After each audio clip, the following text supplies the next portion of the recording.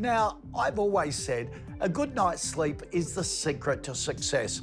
Well, Hollywood superstars Matt Damon and Chris Hemsworth obviously agree, as they're big fans of this Aussie luxury linen brand, which has built a great business locally through word of mouth. But now they want to launch overseas, and our experts are here to help.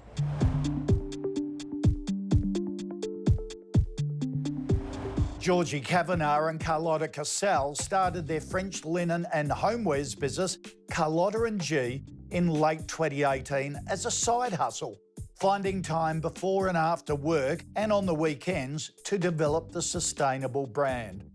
Nick BRODGEN joins them to unpack the recipe for their success so far. Georgie, you're in the business of sleep. You run a really successful French linen business. How did all this happen? We are in the business of sleep. In the morning, you have a coffee. At night, you have a good night's sleep. And it really just started as a side hustle and a bit of a conversation.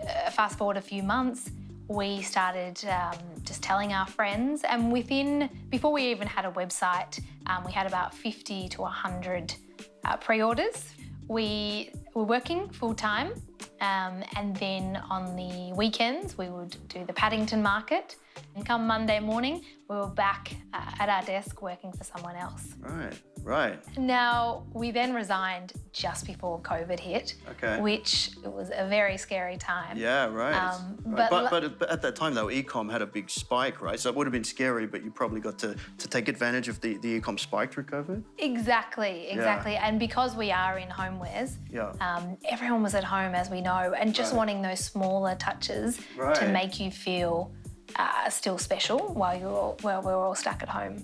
Right from the start, though, our local community supported us. Having a good local community to help out when you're first starting is really important, because that's where your roots are. That was a really smart way to get started. What was the next step? Our socials are something that we've pride ourselves on, and it really doesn't happen overnight, as you would know. We've had some great local support from our customers and from different businesses that have continued supporting us right from the start. It's a clever way to do it, because if you involve the community that you're working within, and if you can get them to take part in what you're doing and then credit them for what they've done, then they're going to also promote it, right? So you get additional exposure from including those people. So you've absolutely nailed what you've been doing so far. You've set up your socials really well. You've managed to collect a fantastic email database. What were the challenges? Did you run into any major problems along the way? A couple of the problems along the way, and they're good problems to have, when we had Matt Damon buy our linen, and he's still buying our linen today. But he put in an order, and it was a big order, and this is where we first realised that, wow, we have to have enough stock now for people to be able to buy the product. And so that's been a big challenge, inventory management and keeping up with that. Right, and do you have any tips on how did you overcome the problem? Just learning all around Shopify, and still we haven't nailed it. It's still a learning process. If you can really, Shopify especially is really great for inventory management. And if you set it, it's sort of a hassle to get it set up correctly, but if you really rely on the data of what you're selling and the time frames, then it gives you you can sort of really work out what you need to buy and what sort of stock levels you need to hold, right?